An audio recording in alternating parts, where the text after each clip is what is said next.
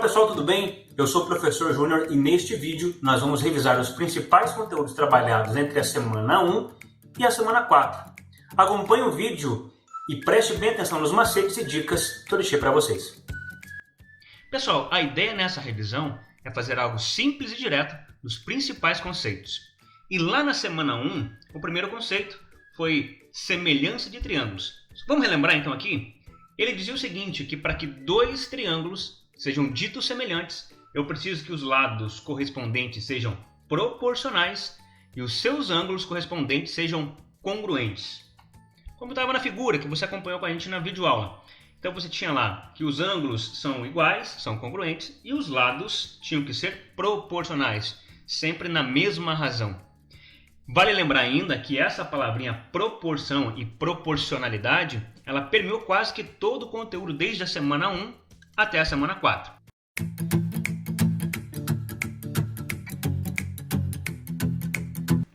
Exercício 14 da página 26 do teu caderno de atividades. Então ele diz o seguinte, na figura abaixo, o segmento AC vale 5, o segmento BC vale 6 e o segmento DE vale 3. Olhando para esse desenho, eu tenho dois triângulos e é preciso que você enxergue esses dois triângulos. Eu tenho o triângulo maior, que é o triângulo ABC, e eu tenho o triângulo menor, o triângulo ADE. E o que ele te pede é o seguinte, ó, determine a área do triângulo ADE, exatamente a área do triângulo menor. Bom, quando se trata de semelhança de triângulos, em um desenho parecido com esse, talvez seria interessante você fazer um esboço de dois triângulos. Então o que eu vou fazer? Primeiro eu vou rebater esse triângulo menor. Para ficar igual ao anterior e ao maior, eu vou fazer o seguinte, acabei invertendo o triângulo para que ficasse aqui na mesma posição. Agora eu vou nomear aqui os segmentos. O segmento AC vale 5, o segmento BC vale 6, o segmento DE, que seria este segmento aqui, ó, que agora será este segmento, que vale 3, e o que eu preciso agora é deste segmento correspondente ao 5, que eu não sei, eu vou chamar de X. Bom, como são triângulos semelhantes, eu posso montar a seguinte proporção. 5 está para X, assim como 6 está para 3. Então vamos lá, ó. 5 está para X, assim como 6 está para 3. Se você está familiarizado com a semelhança e com a proporção, aquilo que a gente discutiu em aulas anteriores, imagino que você consiga fazer de cabeça esse cálculo. É claro. Tá certo que na proporção você pode multiplicar cruzado, mas perceba o seguinte, nessa fração ou nesta razão, o número de cima é o dobro do de baixo. Então, se 6 é o dobro de 3, logo x seria a metade de 5, concorda?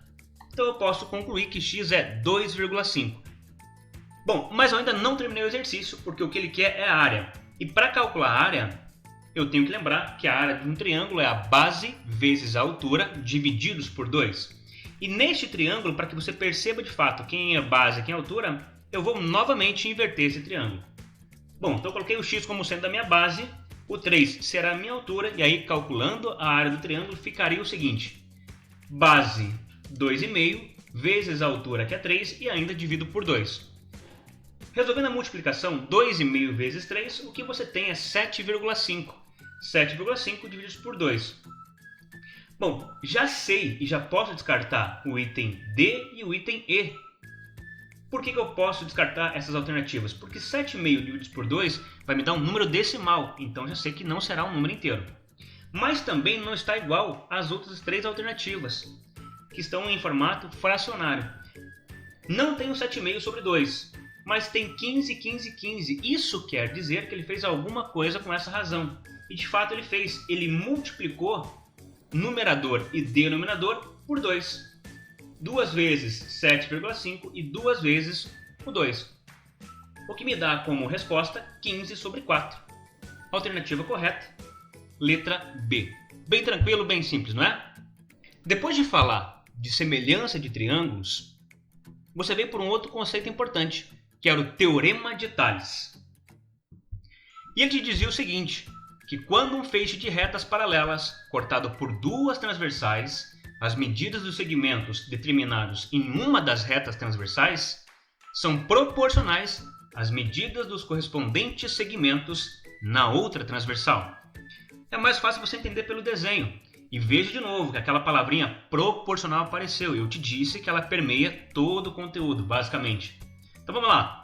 Retas paralelas, transversais. Ele me diz que os segmentos formados em uma delas, neste caso, segmento aqui A e B, estes segmentos serão proporcionais aos seus correspondentes na outra transversal. Olhando aqui para o correspondente desse segmento A, seria este segmento que eu vou chamar de C. E para o B, o correspondente seria este segmento que eu vou chamar de D. Se são proporcionais, então eu posso montar A está para B, assim como C está para D.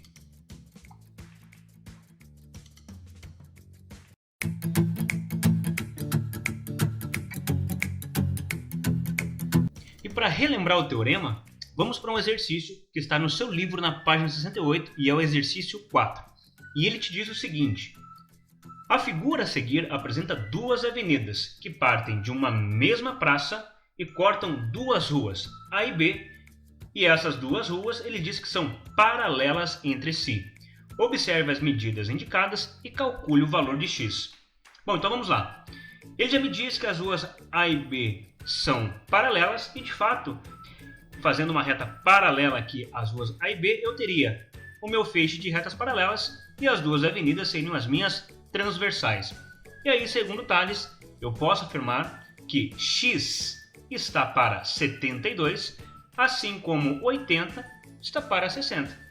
Montei a proporção x para 72, assim como 80 para 60. Você sabe que na proporção você multiplica cruzado. Então eu tenho o seguinte agora: 60 vezes x, que vai te dar 700x, 72 vezes 80, que vai dar 5.760. E aí, para finalizar, como você quer determinar o valor de x, basta que você divida ambos os membros por 60. Dividindo 5.760 por 60, o que você tem como resposta é x igual a 96. Então, este segmento x vale 96 metros. Então, Tales também bem tranquilo. De fato, pessoal, o teorema de Tales tem a sua importância na matemática. Mas o próximo teorema, que é o teorema deste cara, que é Pitágoras, talvez seja o teorema que você mais ouviu falar na sua vida escolar. E Pitágoras afirmava que em um triângulo retângulo qualquer, o quadrado da hipotenusa é igual à soma do quadrado dos catetos. Bom, então isso vale para qualquer triângulo retângulo. E aí eu tenho que lembrar o seguinte: o que é hipotenusa e o que são catetos? Hipotenusa sempre vai ser o maior lado do triângulo retângulo e ainda o lado oposto ao ângulo de 90 graus. E os lados que formam o ângulo de 90 é o que eu denomino de catetos. E o que me dizia Pitágoras? Que o quadrado da hipotenusa é igual à soma do quadrado dos catetos. Aí você viu, e os professores te mostraram nas aulas, algumas demonstrações de como funciona o Teorema de Pitágoras. Pessoal, Pitágoras também é para ser simples, mas existem algumas dicas que podem te ajudar e talvez te livrar de alguns cálculos. E uma das principais dicas que eu posso te dar são os ternos pitagóricos, que são aqueles números inteiros que satisfazem o teorema. E o triângulo mais famoso de todos eles é o triângulo de medidas 3, 4 e 5. Onde um cateto é 3, o outro cateto é 4 e a hipotenusa é 5. Vai por mim, não subestime o poder do triângulo 3, 4, 5. Além deste triângulo 3, 4, 5, existem outros ternos, como por exemplo o triângulo 5, 12 e 13, que também aparece com muita frequência, o triângulo 8, 15 e 17, o triângulo 7, 24 e 25, e aí também existem outros triângulos.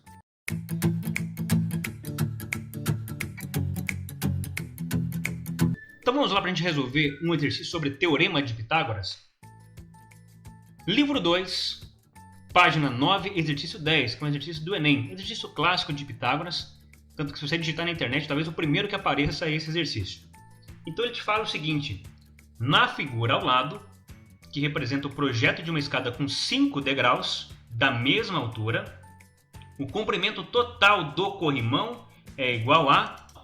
Quando eu olhei para o corrimão, eu tenho este segmento que vale 30 centímetros, eu tenho este segmento que também vale 30. O que eu não tenho é essa diagonal, que olhando para esse desenho, eu já percebi que forma um triângulo retângulo, e aí sabendo que esse corrimão aqui, ou esse segmento, é o maior dos lados, eu já posso imaginar que seja uma hipotenusa, e estes dois lados são os meus catetos. Esse cateto eu conheço, que vale 90.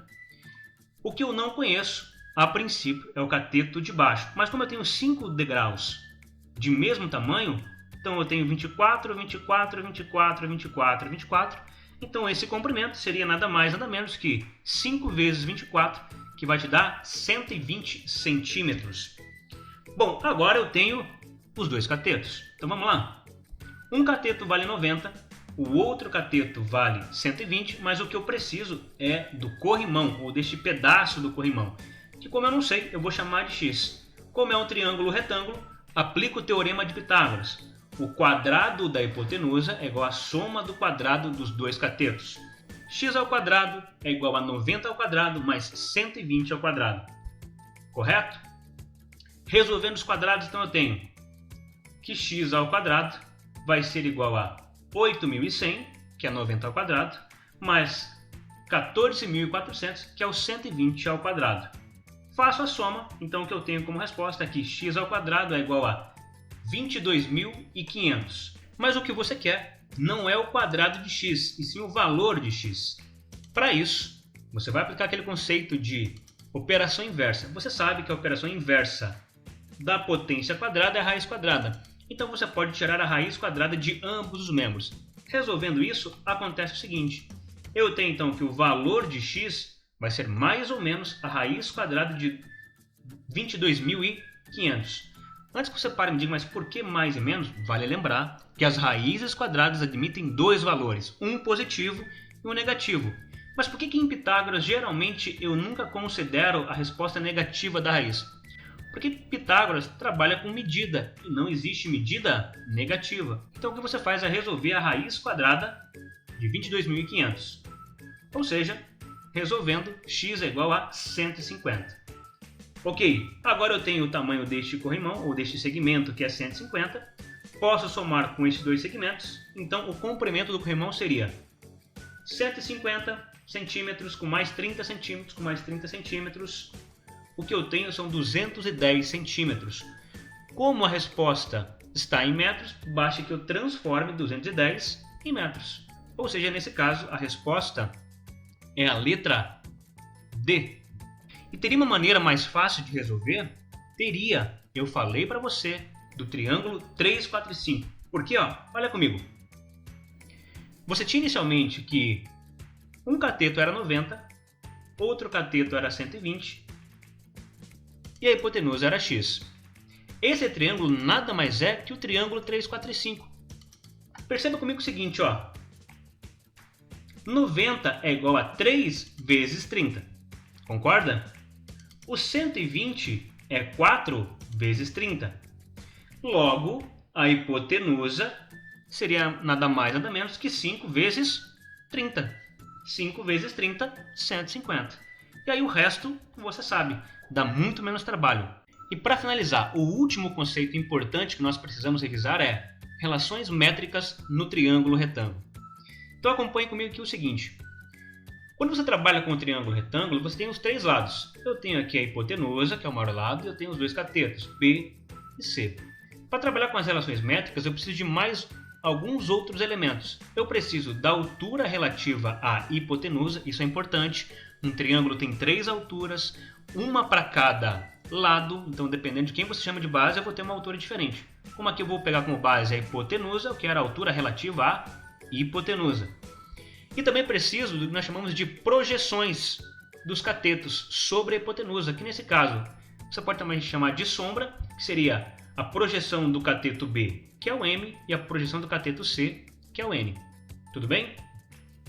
Trabalhando então com esses elementos, os três lados, a altura e as duas projeções, saíam algumas relações. A primeira delas talvez seja a mais simples, que te falava o seguinte, que o segmento A, ou seja, a hipotenusa, nada mais é que o pedaço N mais o pedaço M, ou seja, a soma das duas projeções. Eu acho que isso é fácil de você observar no desenho. Para o cateto B também existia uma relação e dizia o seguinte: o quadrado do cateto B é igual à sua projeção vezes a hipotenusa, ou seja, b ao quadrado é igual a m vezes a. Se essa relação vale para o cateto B, é óbvio que vai valer a mesma coisa para o cateto C, que fala o seguinte, que o quadrado do cateto C é igual a sua sombra vezes a hipotenusa. Então vamos lá, C ao quadrado é igual a n vezes a. Outra relação envolve a altura e as duas projeções, e ela te dizia o seguinte, que o quadrado da altura é igual ao produto das duas sombras ou das duas projeções, ou seja, a altura ao quadrado é igual a m vezes n. Quase finalizando, a quinta relação envolvia os três lados A, B e C e a altura relativa à hipotenusa, e te dizia o seguinte, que a hipotenusa vezes a sua altura é igual ao produto dos dois catetos B vezes C. Hipotenusa vezes a altura é igual ao cateto B vezes o cateto C. E a última relação nada mais é que o próprio teorema de Pitágoras, já que se trata de medidas, são três lados do triângulo, então a última relação era A ao quadrado é igual a B ao quadrado mais C ao quadrado, teorema de Pitágoras. E aqui eu te faço um desafio, tente usar essas três relações para provar o teorema de Pitágoras. Se você achou as relações métricas complicadas, porque elas são parecidas, fácil de confundir, existe uma regrinha, que o pessoal chama de regra do L e do T. Quer ver? Ó, vem comigo. Primeiro que a primeira relação é tranquila, a gente não vai trabalhar com ela. Vamos trabalhar aqui com a relação dos dois catetos. Vamos pegar aqui o cateto B, a sua sombra M e a hipotenusa A. Olhando dessa maneira, não parece um L invertido? O que me dizia ali essa relação? Que B ao quadrado é igual a M vezes A. Repara que quem está no topo está ao quadrado e quem sobrou eu multipliquei. Olhando para o outro cateto, olha o que acontece. Cateto C, sombra N, hipotenusa A. Eu tinha um L invertido, agora eu tenho L correto. Quem está no topo é sempre ao quadrado. Então vamos lá, ó. C ao quadrado é igual a N vezes A. Essa era a regra dos L's. Tinha um L invertido e o L normal. Vamos lá para a regra do T. Se você pegar agora aqui a altura e as duas sombras, perceba ó, que tem um H sozinho no topo. Sempre quem está no topo fica ao quadrado e o que sobra você multiplica. Ou seja, H ao quadrado é igual a M vezes N. Bem tranquilo também. E aí o seguinte, se eu tenho o T invertido, eu vou ter o T normal. E aí o T normal vai envolver a hipotenusa, a sombra e os dois catetos. Aqui não tem ninguém sozinho no topo, então não vai ter ninguém ao quadrado. Aqui você só multiplica todo mundo. Primeiro você pega, multiplica quem está na vertical, que vai ser igual a quem está na horizontal. A vezes H é igual a B vezes C. Esse é um macetezinho para você, caso você queira. E você pode pegar o exercício e fazer o rascunho no exercício. Eu acho que facilita ali. Outra dica importante, eu falei para você do triângulo 3, 4 e 5. No triângulo 3, 4 e 5, se você guardar os elementos desse triângulo, facilita e muito. No triângulo 3, 4 e 5, a altura é 2,4. E as projeções, a menor vale 1,8 e a maior vale 3,2. Se você se lembrar destes valores, na maioria das vezes você nem precisa fazer cálculo ou muitos cálculos para resolver os exercícios.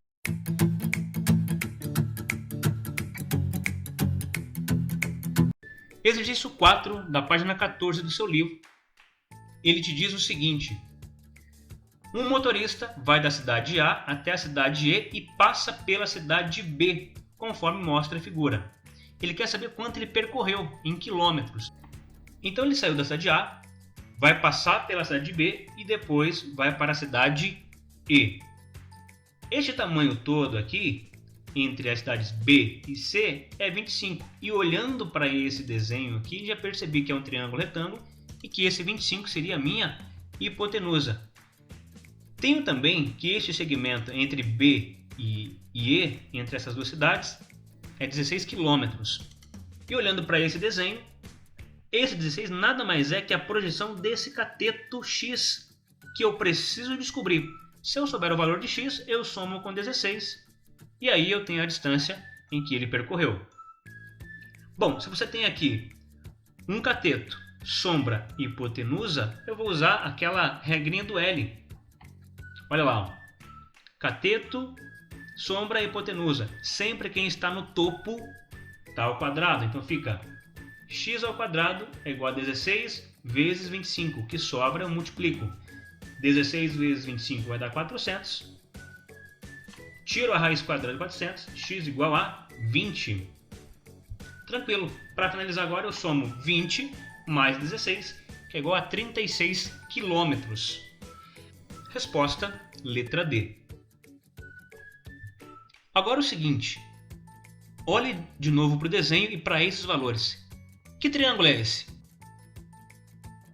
Tá lá ele de novo, é o triângulo 3, 4, 5. E eu te disse que ele cai muitas e muitas vezes. Como que eu sei que esse cara é o triângulo 3, 4, 5? Primeiro que aqui a hipotenusa é 25.